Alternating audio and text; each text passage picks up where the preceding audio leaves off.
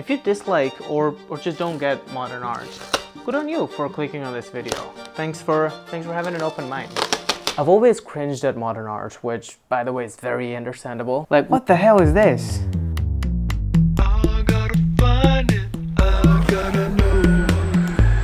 By the way, when I say modern art, I'm also including contemporary art. It's two different things, but people usually call all of it just modern art. But whichever one it is, it seems made up. It seems pretentious or pointless even. But then I saw this guy defend it. I believe pictures reveal themselves over time. A picture is stationary, it's immobile, and yet it changes for you. And I realized there's a lot of people who've dedicated their entire lives to art, and they like this. Modern and contemporary art, that is. What? Like, their opinions have got to be more valuable and valid than mine. I don't know shit compared to them. So I listened to what they have to say. I listened so much, like a lot.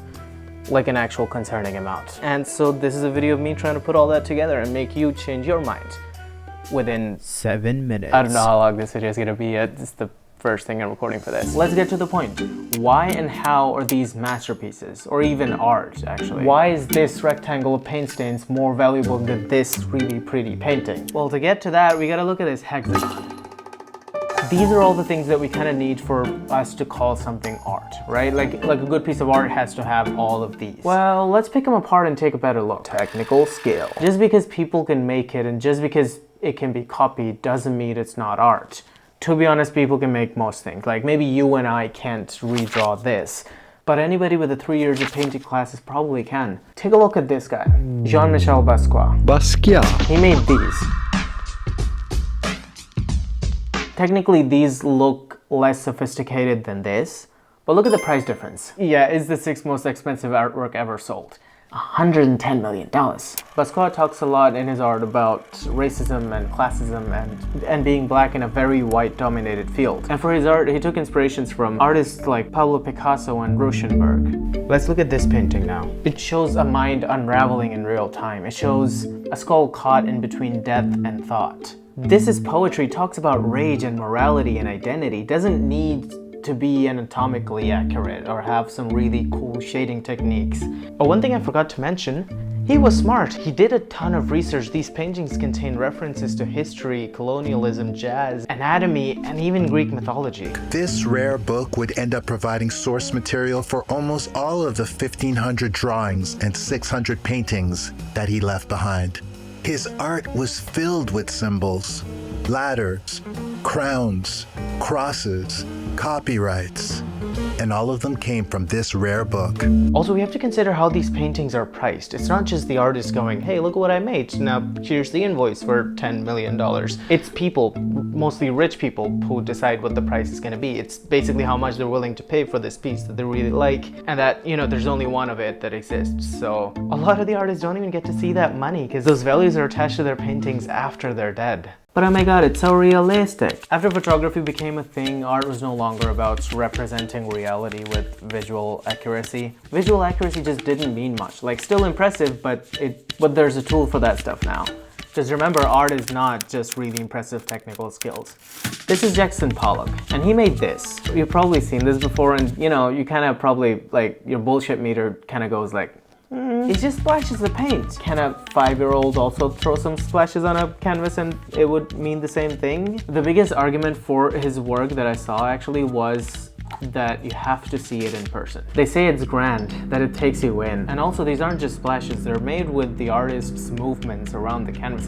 And again, these splashes are huge because the paintings are huge. So you're looking at someone's movements, a choreographed dance, his madness. He called it energy made visible. Also, these paintings changed how people painted. Like, Pollock didn't just put his canvas on an easel, he threw it on the ground and walked around it. And this style of painting, by the way, is now called action painting. His style also helped shift the focus from the end final image to the creation of the art itself, which is like a big thing in abstract expressionism.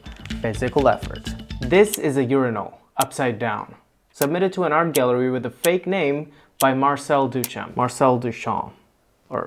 He didn't sculpt it, he didn't even make it, he bought it. And it still became one of the most important artworks of the 20th century. I know, but it wasn't laziness, it was rebellion. It mocks the idea that beauty and effort were required to make something meaningful. It also flipped the power dynamic. Suddenly, artist wasn't just a skilled craftsman serving the elite and the rich people and making paintings for them. The artist was someone who had the authority to choose what mattered. It's confrontational, yes, but also liberating. It opened doors to conceptual art, to Warhol's soup cans, to performance art, to every strange, beautiful, or uncomfortable thing that came after. It's not about physical effort or skill. Art is the concept. The concept is the art.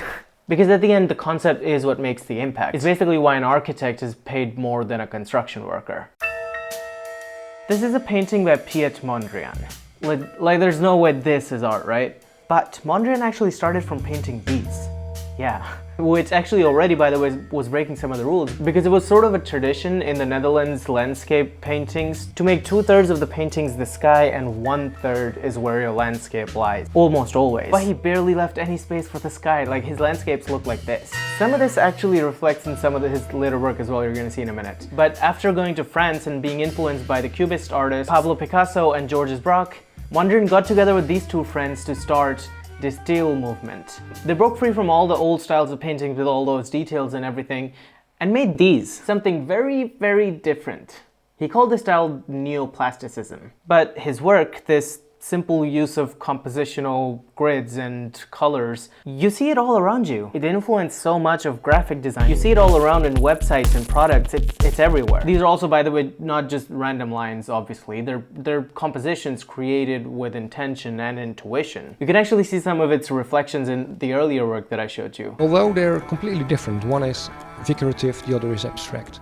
You see that it's almost the same division of picture planes.